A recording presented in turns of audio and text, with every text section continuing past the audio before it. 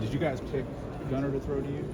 Oh yes. Well, Or was he actually, picked for you? I think he was picked for us. I think Okay. it was really like who's available, like with the time, with like the class schedule.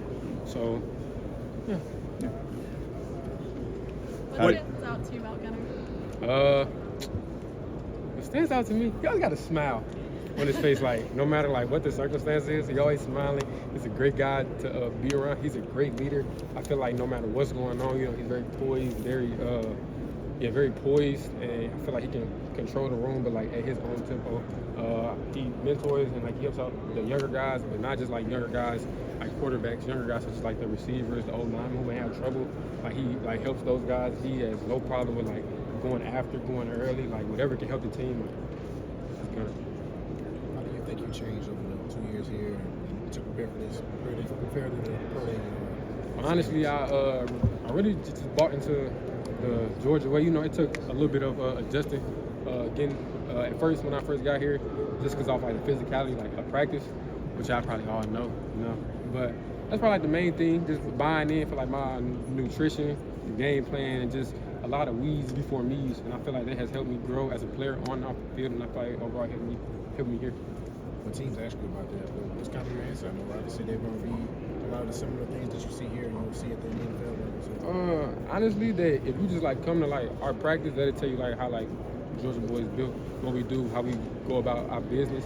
And I just feel like, you know, if any GM want to draft a Georgia player, that's where you want to come. I feel like they just breathe different here. So, yeah. Was that what you expected? Obviously, you had to play against them. Nah, when I had to play against them, you know, it was a little different, you know. So, but playing against them and then playing with them, I'll probably say like one of the best top tier programs that I went against, one of the top tier programs that I probably ever played with, like at the college level. I know my time done, so I just feel like coming here was a blessing. And you know, I thank the Almighty, and I thank Coach Mark and his staff for inviting me in and welcoming me in with open arms. And it's always gonna be Go Dogs. Tom, you guys had some ups and downs last year as an offense. Do you catch wind of some of the heat that Coach Bobo gets, and you know, what do you make of it? Great thing I say about Coach Bobo, really just the whole Georgia coaching staff, is that none of us really pay attention to the media. You know, everybody gonna have like their outside opinion, what should be done, what shouldn't be done. What a lot of people don't know is I feel like Coach Bobo is a great offensive coordinator. It was a lot of times Coach Bobo called great calls. Us as a team, we just didn't execute them. So we don't execute and make it seem like Coach Bobo bad. But when we went in and we watched film, we seen some mistakes that we made that we could have capitalized on that we didn't help him out with. So when I seen the extension that they gave Coach Bobo, I was happy. He deserved it. You know, he put in the same amount of work that the rest of us do, and you know, he bust his ass to make the game plan for us. So I feel like it's well deserved, and all the heat that he getting, you know, when we go back to the Natty this year, you know, they're gonna be happy. What play are you talking about in particular that you thought was called well, but not executed? A lot. I can't really name one off rip, but I would just say it was a lot of plays that we called. He had the right game plan. It was the right look, just to execute it. We hear, I mean, everyone sees if there's a drop. Are you talking about also like some other things? I'm talking about the whole team. Yeah, the whole team. So us with the drops, I just feel like that we just got to be more accountable with the drops. I feel like sometimes with drops, it was just like the little things. You know, we weren't looking the ball all the way in. We didn't squeeze it and plug it.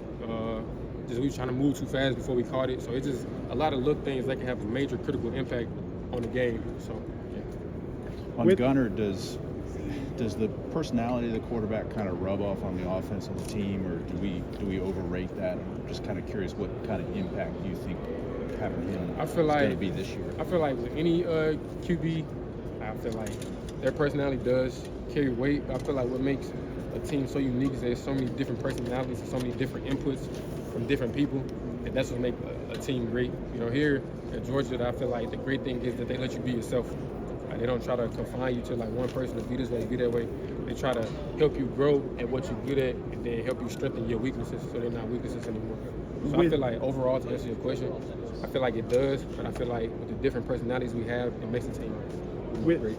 With Gunner in that time after the Texas game, leading up to the Notre Dame game, where did you see him maybe grow or change as he took on obviously a bigger role for you guys there? He really just was poised, honestly. Like he wasn't too high, he wasn't too low. You know, I see him in every meeting, writing down the same notes that we might have went over 2-3 days ago. He's writing it down again. He wants to get extra throws. He wants to get extra with anybody he can, even with the defensive players. You know, he's just like a brain picker. But like when you see him, you know, he's just always jolly. He's always smiling, no matter what it is. So, yeah. What are the biggest things you're focusing on for your draft? Really just staying in condition and lifting. That's really it. And just getting wide out work, but kind of like enjoying this time that I have until the draft, but also still working and staying in like shape and still like handling my business. But overall, really just like the feeling. I just got done with like my pro day. You know, I'm a senior. Like all of that stuff still kind of feels surreal. I feel like yesterday I was a freshman, so it's kind of all still, you know, surreal. So yeah. You mentioned that Georgia lets you be yourself. How does it do that? True, because me personally, I know I'm jolly and goofy all day.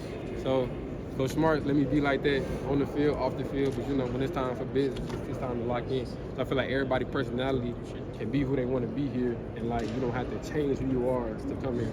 Like you're gonna do it the Georgia way, but you can be yourself within the Georgia way. You don't gotta change who you are, change how you act, none of that. So yeah.